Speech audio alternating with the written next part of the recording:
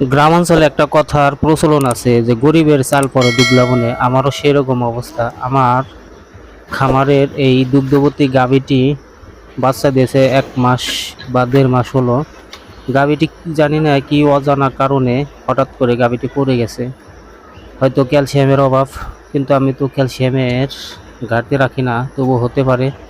গাভীটি উঠতে পারতেছে না, দোয়ানো অনেক কষ্টকর, বাচ্চাটি নিয়ে অনেক চিন্তা।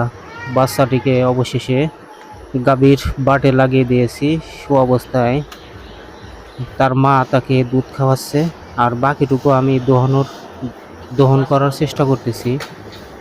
যা হোক, আমার গাভীটির জন্য সবাই দোয়া করবেন যেন আমার গাভীটি অতি তাড়াতাড়ি সুস্থ হয়ে যায়। কারণ আমার খামারে যে দুধ উৎপন্ন হয় সেটা দিয়ে আমার গরুর খামার এবং আমার ফ্যামিলির খরচ চালাই। এই গাভীটি অসুস্থ হয়ে কোনো একটা অ্যাক্সিডেন্ট হয়ে গেলে আমার সংসার চালানো অনেক কষ্টকর হয়ে যাবে। সবাই আমার গাভীর জন্য খাস করে দোয়া করবেন যেন আমার গাভীটি তাড়াতাড়ি সুস্থ হয়ে যায়।